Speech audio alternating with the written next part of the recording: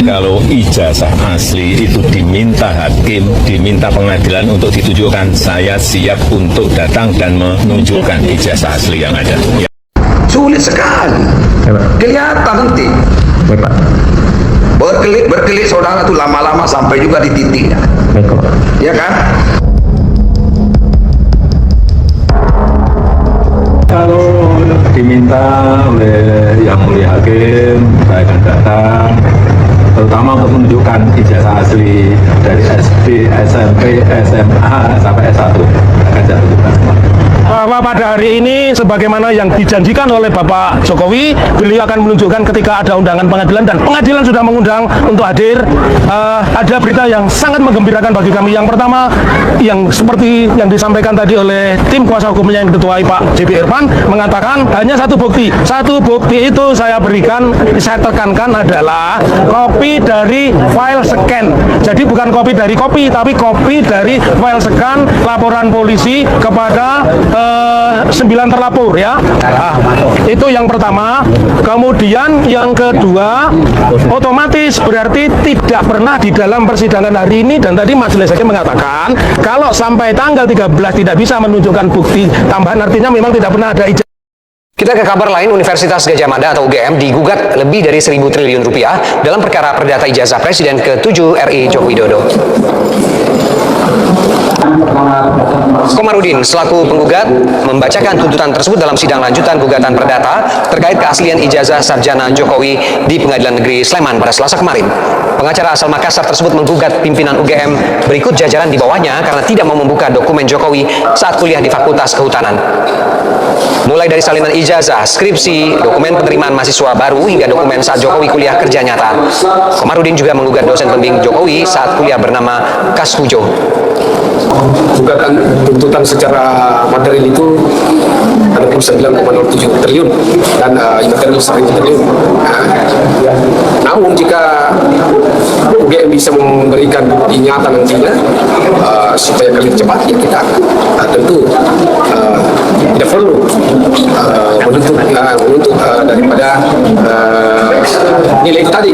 6,4 triliun sudah berapa uang yang sudah dikeluarkan? Itu yang saya tanya. Ya. Ada 3,665 yang mulia. 3,665 sudah dibayarkan. Sudah dibayarkan. Sudah dibayarkan. Ya. SPM yang sudah tanda tangani. Ya, sudah. Ada sisanya. Udah lembut saya itu. Bingung. Kayak begini, pejabat membayar, tak habis lah uang negara. Sebentar yang mulia, dari 6,4 tadi itu nilai kontraknya baik yang nah lihat yang sendiri Pak Joni gara pelatih kayak gini lah anak buah saudara, melak-mulit, tidak jelas. Ini semua jadikan tersangka aja lah Pak. Tahu dia, jangan tebang pilih kalau kan berbeda-beda. Manusia yang menghancurkan uang negara kayak begini modelnya. Mudah-mudahan tidak jelas. Simpel pertanyaannya, 6,4 berapa yang sudah dibayarkan? Dibayarkan. Berhentilah saudara jadi pejabat. Dibayarkan 3,665 yang mulia. Ada sisa saya tanya. 433 SPM. Tinggal ada berapa itu? 4,68 miliar juga global aja. Makanya sebelum sidang itu siap dulu. 3,8 yang mulia. 2,8 yang mulia. Ada sisanya? 2,8. Ada sisanya? Ya. Mana sisanya sekarang? Bingung kan? Mana sisanya itu? Itu ada di dalam ini yang mulia, di dalam apa namanya? Tahun anggaran itu sudah selesai. Ya. Mana sisanya itu? Dikembali ke negara kan atau di mana? Bingung lagi. Bukan saya aja bingung. Mantan Menko Polhukam Mahfud MD kembali mengomentari kasus tudingan ijazah palsu Joko Widodo. Ia memperingatkan kasus tersebut bisa berpotensi merusak hukum di Indonesia. Mahfud MD menilai tudingan ijazah palsu merupakan kasus yang kecil karena tidak terkait dengan uang atau korupsi. Namun Mahfud MD menyebut dampaknya justru sangat besar. Hal itu terjadi jika kasus tersebut tidak dituntaskan secara profesional oleh penegak hukum. Dalam pernyataannya, Mahfud MD menilai masa depan bangsa dipertaruhkan. Kondisi ini tidak hanya sekadar Roy Suryo Ces yang terlalu gaduh, namun Mahfud menilai tatanan hukum Indonesia pun bisa menjadi rusak. Hal itu terjadi terjadi jika para tersangka dihukum, namun ijazah yang dipersoalkan tidak diperlihatkan. Hukum rusak kalau tidak ditunjukkan aslinya, dituduh menyebar berita bohong, tidak pernah melihat aslinya. Kata Mak. Ini bang. Udah sini aja. Ini ya. Ini kan saya jawab dulu tadi tanyakan persiapan saya. Saya minta izin kepada ibu saya, kepada istri saya, kepada dua anak saya bahwa saya akan menjalani pemeriksaan pada pagi hari ini. Ya. Dan tentu sebagai warga negara saya akan patuh dan taat terhadap undang-undang yang berlaku apapun itu. Ternyata masalah ini rumit juga, nggak sesederhana yang kita lihat. Di sini banyak sekali tuduhan, terus soal uang, sehingga saya berkesimpulan ini lebih uang. Polemik mengenai dugaan ijazah Presiden Joko Widodo kembali menjadi sorotan publik. Isu yang seharusnya bisa diselesaikan secara sederhana justru berlarut-larut tanpa kejelasan yang benar-benar final. Dalam situasi seperti ini, suara kritis dari jurnalis senior seperti Karni Ilyas dan Aiman Wicaksono menjadi penting untuk dicermati. Keduanya secara tegas menyampaikan bahwa polemik ini tidak akan pernah selesai jika tidak ada keterbukaan yang transparan serta keputusan final yang dapat diterima publik secara luas. Pernyataan ini bukan tanpa dasar. Dalam negara demokrasi, kepercayaan publik adalah fondasi utama. Ketika sebuah isu menyangkut kredibilitas pemimpin tertinggi negara, maka transparansi bukan lagi pilihan, melainkan keharusan. Sampai sejauh mana sampai hari ini Pak Mahfud? Karena orang menunggu apa ini putusan pemerintah. Udah dibilang bahwa udah naik ke penyidikan, bukan lagi penyelidikan. Tapi tersangkanya juga belum ada. Ya, itu kan harus ada tersangkanya dulu. Ini kan baru penyidikan. Nah, ini terus diambil nih tiap hari ya. Mau habis nih. Tadi saya buat kebijakan baru, udah dipotong aja maksimal 5%. Tapi 5% kalau dari ratusan juta udah berapa? Itu bisa habis dalam waktu sekian hari. Ya, 5% 20 hari lah. Iya, bisa habis kan itu. Nah, itu yang ya, tapi hukum begitu kan, kita tidak boleh menutup sembarangan, dan itu alasannya kan analisis dulu kita hentikan. Nah, itu baru uang. Yang Pak Mahfud juga waktu itu mengungkap 349 triliun ya. Yang ya saya bayangkan dari 1 triliun aja cara menghabiskannya gimana ya. Iya, 100 miliar aja menghabiskannya susah ya. Kita triliunan. Kita 10 kali kita lahir meninggal belum habis duit. Ya. Ini bukan diri lagi kalau ini terjadi. Artinya betul-betul di negara kita ini korupsi itu udah begitu parah ya. Kalau itu terbukti korupsi. Tapi bagaimana perkembangannya? Kenapa sampai hari ini nggak ada laporan penyidikannya? Bagaimana ada yang jadi tersangka dari itu? Kalaupun hanya sekedar pencucian uang, juga harusnya ada tersangkanya. Tapi emas itu juga permainannya itu hampir nggak masuk akal ya. Dunia ini mudah sekali membuka hal-hal yang kayaknya. Ya, teman-teman, kembali lagi bersama dengan saya di channel ini. Salam untuk perubahan. Teman-teman, dalam sebuah cuplikan video yang barusan kita saksikan tadi, tentu ini sangat menarik sekali.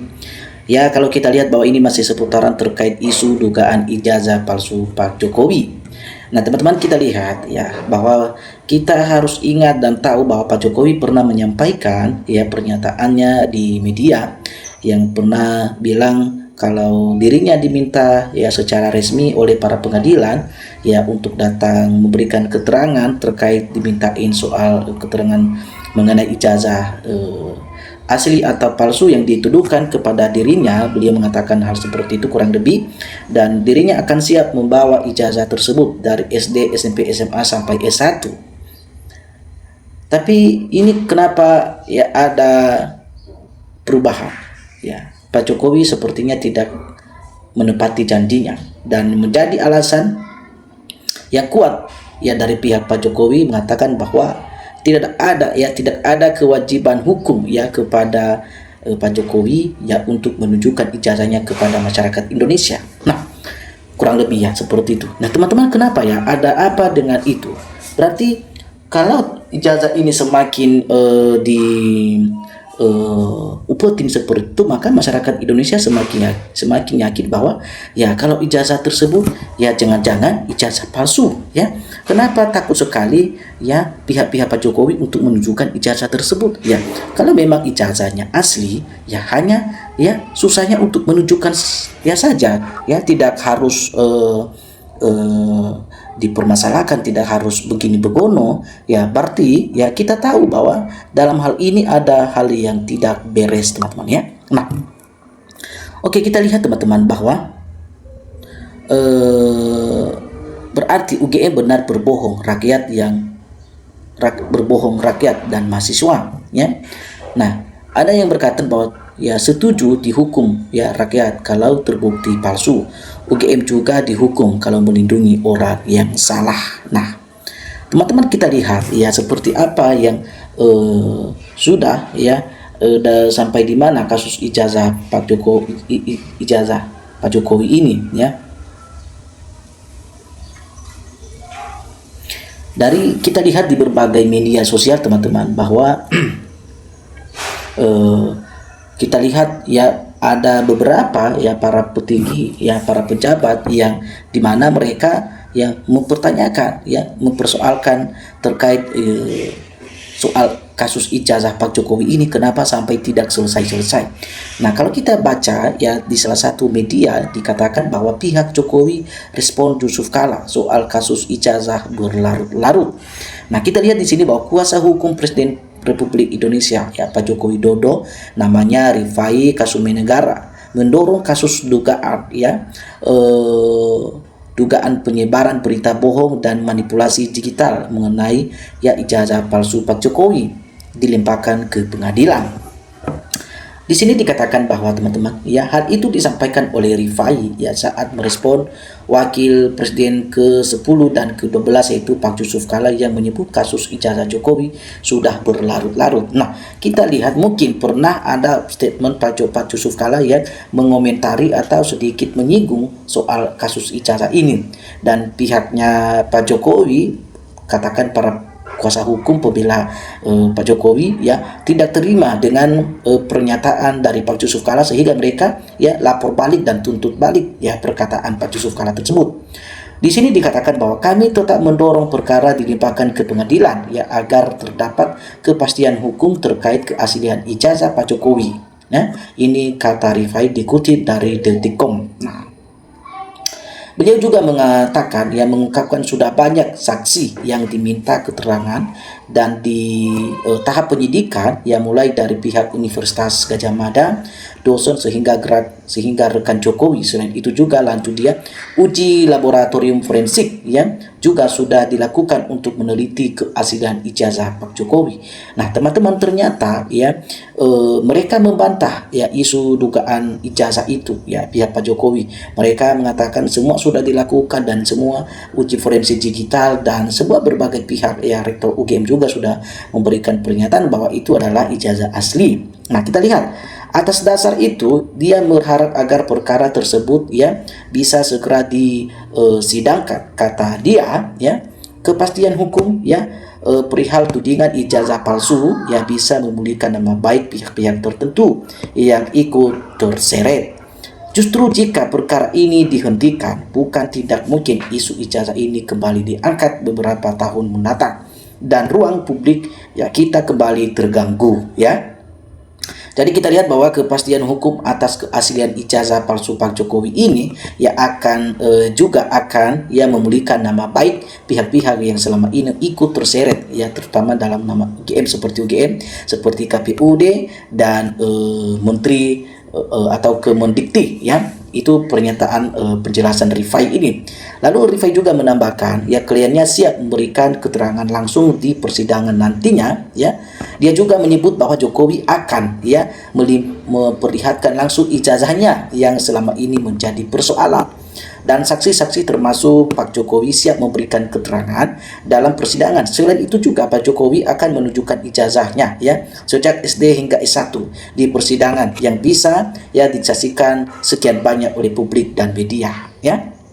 Nah, kita lihat lagi dilanjutkan sebelumnya pada hari Rabu tanggal 8 bulan April tahun 2026 ya bahwa Pak Yusuf Kala menyebut ya polemik ijazah asli Jokowi sudah berlarut-larut, dan hal itu Rifai sebagai pembela kuasa hukum Pak Jokowi membantah pernyataan itu.